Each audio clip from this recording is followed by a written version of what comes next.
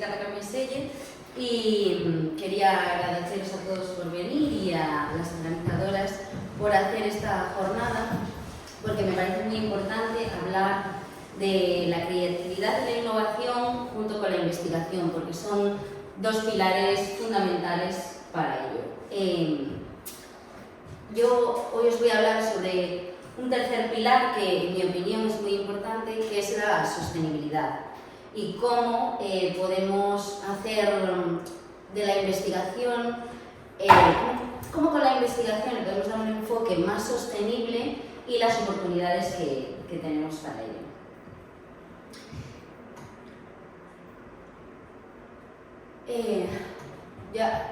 Actualmente yo estoy cursando el máster en Ciencia y Tecnología Agroalimentaria y Ambiental de la Universidad de Vigo, que se imparte en el campus de Orense, y trabajo como apoyo en la investigación en el grupo EQ2 de Biomasa y Desarrollo Sostenible. Nosotros estamos ubicados en la Facultad de Ciencias y en el edificio del campus de agua de Orense, pero formamos parte del Departamento de Ingeniería Química de la Universidad de Vigo. Somos miembros del CIMBio y también somos grupo de referencia competitivo por la Xunta de Galicia, y os dejo, por si queréis, si os apetece, seguirnos en nuestro link de Twitter, donde vamos poniendo todo lo que hacemos en el grupo y las jornadas a las que asistimos. Nuestro grupo de investigación, la línea principal es el aprovechamiento de residuos de biomasa, principalmente vegetal, para la obtención de productos de interés. Estos productos de interés luego se pueden utilizar en diferentes industrias, como la farmacéutica o la cosmética o también la industria alimentaria. Antes de empezar, sí que me quería poner un poco seria, por riesgo de que a lo mejor os caiga un poco mal,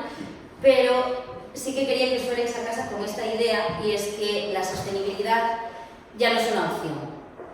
La sostenibilidad ahora mismo es el objetivo que todos tenemos que tener, y cada uno dentro de nuestro campo remar juntos para hacer del mundo un lugar más sostenible. No se debe ver, como pongo ahí, como un sacrificio, sino como una oportunidad, algo positivo de lo cual podemos desarrollar tanto a nivel económico, a nivel científico, a nivel social. Aparte del ambiental, se pueden generar muchos empleos y muchas ocupaciones dentro del campo de la sostenibilidad. También se pueden desarrollar tecnologías, procesos, una gran capacidad de innovación que hay dentro de la perspectiva sostenible. También podemos hacer del mundo un poco más justo, además de encontrar soluciones que nos ayuden a preservar los recursos naturales y todo lo que tenemos a nuestro alcance para futuras generaciones.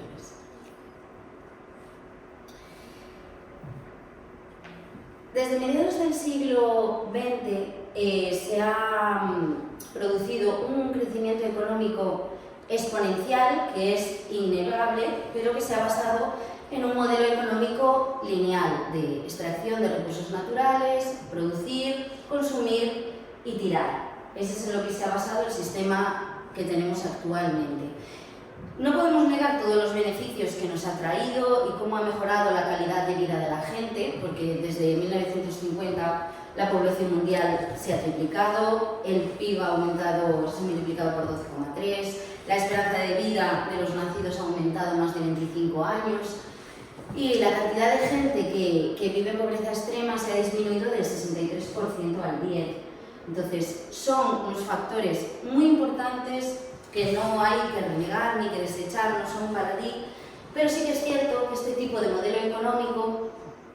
no tiene en cuenta todas las problemáticas ambientales que genera, como pueden ser que desde 1950 la extracción de combustibles fósiles, de minerales, de metales y de biomasa se ha triplicado,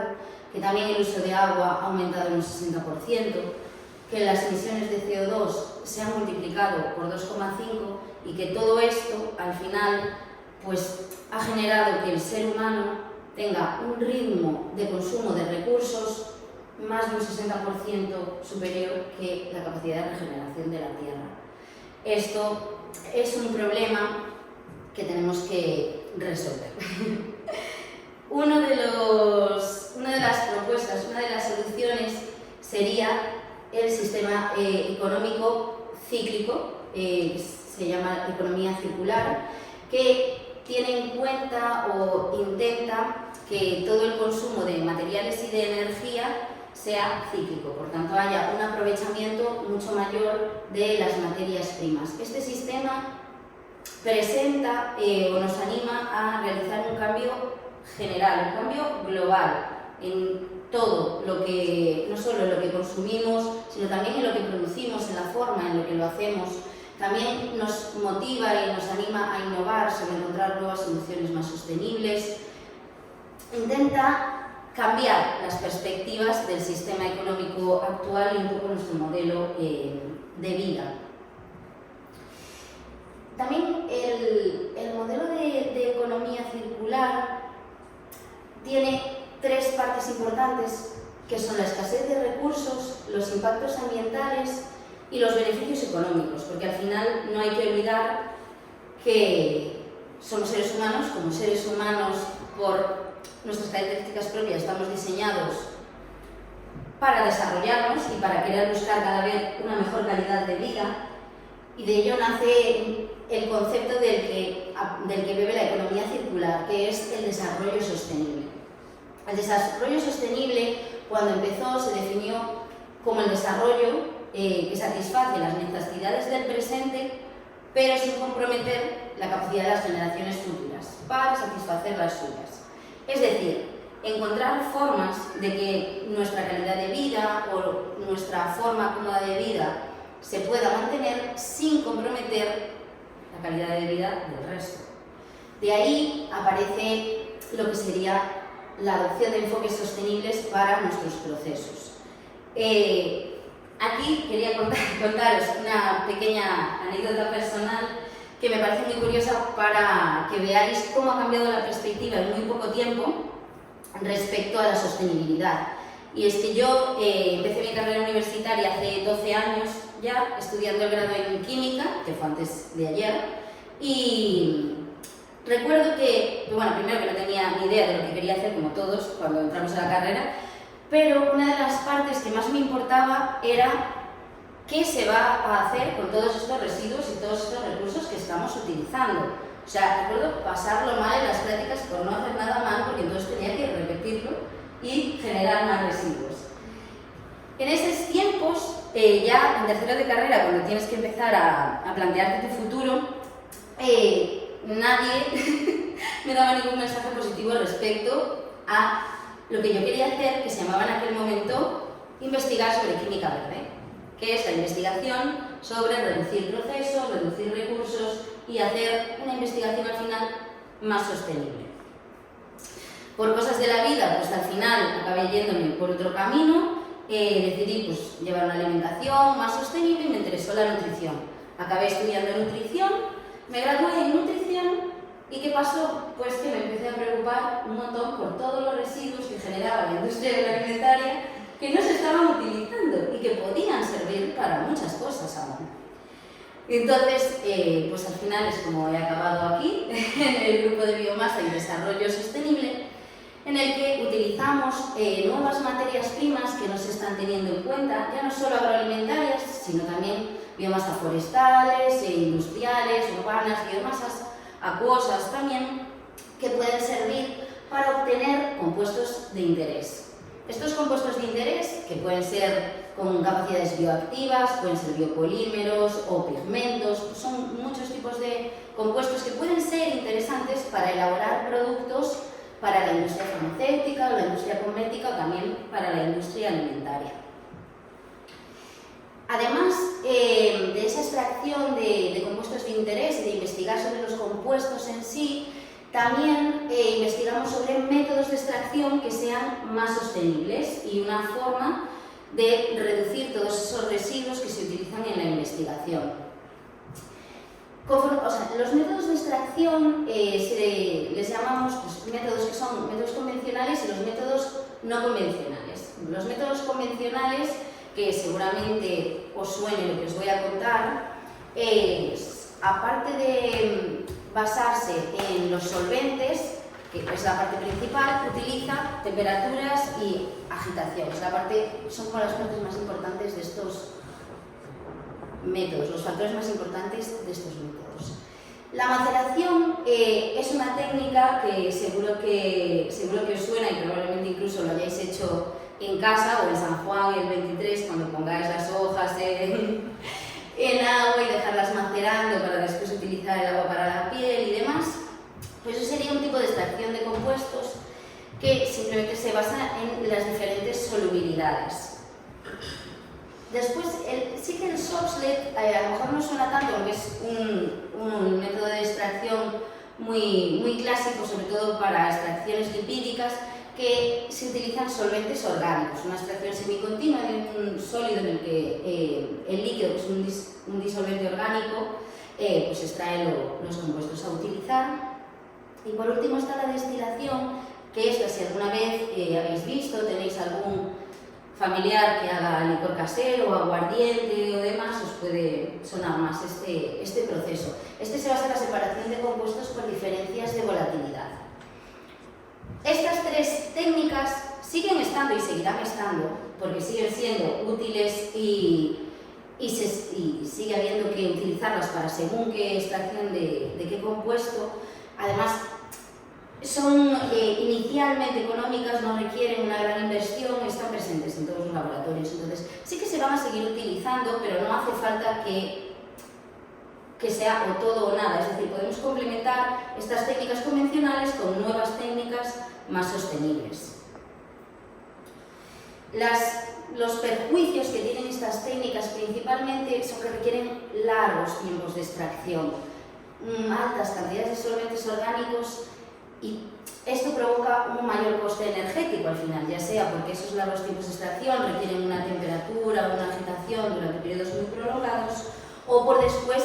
la gestión de esos residuos de solventes orgánicos. Por ello, en contraposición a estos métodos, han aparecido los llamados métodos no convencionales, que serían las tecnologías verdes, las Green Technologies, que es, las tecnologías que nosotros utilizamos en el grupo serían principalmente estas cuatro: la tecnología de ultrasonidos, microondas, calentamiento presurizado y fluidos supercríticos. Estas técnicas, en contraposición con las convencionales, reducen notablemente los tiempos de extracción, aumentan por sus fundamentos químicos, aumentan la solubilidad de los compuestos de interés en base también a romper estructuras celulares que liberan esos compuestos. Con estas dos cosas conseguimos aumentar la transferencia de masa y por tanto la extracción, esa liberación de compuestos, disminuimos el uso de disolventes orgánicos y aumentamos el rendimiento del proceso. Entonces es muy favorable la investigación en estas nuevas técnicas, puede llegar a ser muy rentable. La primera técnica de la que os quiero hablar son los ultrasonidos, que es la que yo estoy utilizando en mi proyecto concretamente, y hay dos formas de aplicar ondas de ultrasonidos: estaría el baño o la sonda. El baño de ultrasonidos es una aplicación más indirecta, porque tú introduces tu materia prima dentro de un líquido por el que pasan las ondas de ultrasonido, mientras que la sonda directamente lo aplicas sobre la materia prima, entonces es mucho más potente. Brevemente, para que veáis la diferencia entre las distintas tecnologías, entre cómo funcionan, el fundamento de la extracción asistida por ultrasonido sería el fenómeno que se conoce como cavitación, que es que esas ondas de ultrasonido provocan unos cambios de presión que generan burbujas de cavitación o cavidades de vapor que van, conforme va pasando la onda, pues van formándose y estallando, se forman y estallan. Y cada vez que estallan, la temperatura aumenta, además de la presión y además de fuerzas mecánicas internas. Esto hace que estructuras celulares se rompan y por tanto que se liberen mejor esos compuestos que nos interesan. Aquí os pongo pues, algunos ejemplos del grupo de optimizaciones de extracción de ultrasonidos, tanto utilizando subproductos, en un caso son subproductos agroalimentarios y en el otro es una alga, es una macroalga. La siguiente técnica serían las microondas. Esto os puede parecer muy familiar porque funciona de una manera más sencilla, pero como el microondas que tenemos en casa siguen siendo ondas microondas. Y luego hay equipos más complejos, que pueden ser equipos no presurizados, que trabajan a temperatura ambiente, o equipos presurizados en los que le ponemos unas condiciones a presión ambiental, no temperatura ambiente. No presurizados trabajan a presión ambiental y los presurizados le ponemos la presión para lo que queramos obtener. Y su fundamento es también las ondas electromagnéticas, las ondas de microondas, que funcionan pues, al igual que cuando queremos calentar una leche en el microondas o queremos calentar un alimento, que es que cuando entra en contacto esas ondas electromagnéticas con moléculas polares que están dentro de la materia, estas moléculas se movilizan y se alinean con las ondas de forma que se provocan choques entre las partículas y son esos choques los que aumentan la temperatura y aumentan la presión. Entonces se genera, pues se pueden generar tanto roturas celulares como roturas de estructuras y se liberan mejor los compuestos. Los requerimientos de energía de estos compuestos que os voy diciendo, para que os hagáis una idea, pueden llegar a ser menos del 10% de los requerimientos de los métodos convencionales. Porque, bueno, ahora sí. Estos son otros dos ejemplos también de optimizaciones y revalorizaciones de la extracción, o sea, utilizando la extracción asistida por microondas del grupo. Y vale, la tercera tecnología, que sería el calentamiento presurizado, que esta también os va a ser muy familiar porque funciona de una manera pues, a pequeña escala y de una manera más sencilla, pero con una olla a presión. Con este tipo de tecnología, que en nuestro grupo utilizamos tanto el autoclave como el equipo de autohidrólisis, lo que se hace es modificar mediante una subida de presión y de temperatura las condiciones del agua, las características del agua, de forma que se comporta de una manera similar a los compuestos orgánicos. De esta forma conseguimos sustituir en algunos procesos solventes orgánicos difíciles de gestionar o que son contaminantes para el medio ambiente o dañinos por otros disolventes o otros compuestos como el agua. Estos también serían otros ejemplos de utilización de calentamiento presurizado, ya sea con agua o con otro tipo de solventes, disolventes, que lo practique toda la mañana, disolventes, no solventes. La última tecnología son los fluidos supercríticos, que a lo mejor puede ser la más desconocida, que se lleva a cabo con este equipo, que es el que tenemos en el grupo, y se basa en el uso de fluidos en estado supercrítico. Estoy segura de que conocéis el estado sólido, el estado líquido y el estado gas. Como el agua, a menos de 0 grados se vuelve sólida con el hielo, como a temperatura ambiente está líquida y como a más de 100 grados se convierte en vapor. Vale, pues hay un cuarto estado a partir de su punto crítico que se llama estado supercrítico, en el que las condiciones del disolvente, las condiciones del compuesto cambian y eso nos facilita la extracción de los compuestos que nos interesan.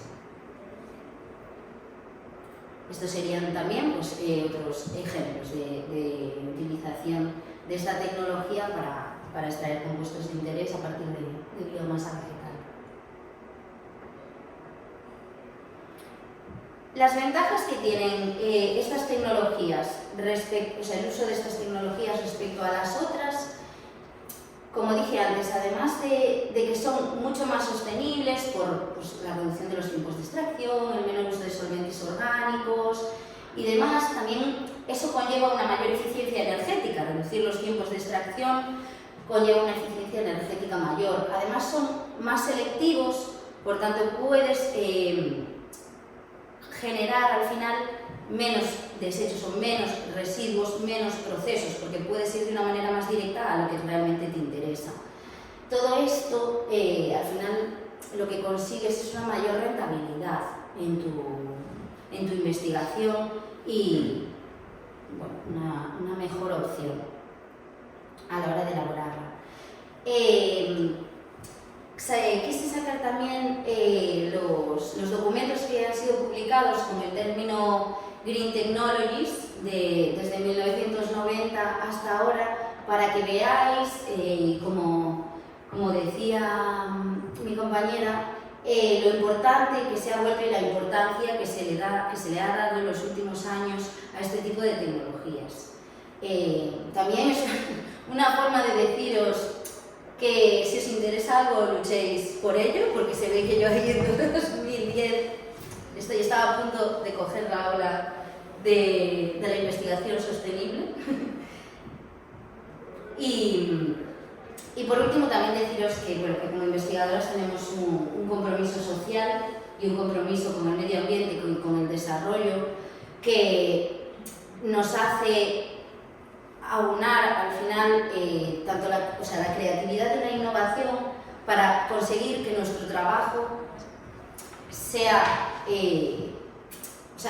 como para conseguir soluciones a todos los efectos que hemos visto, pensar a largo plazo y sobre todo actuar de una manera más responsable con el planeta y asegurar que dejemos un mundo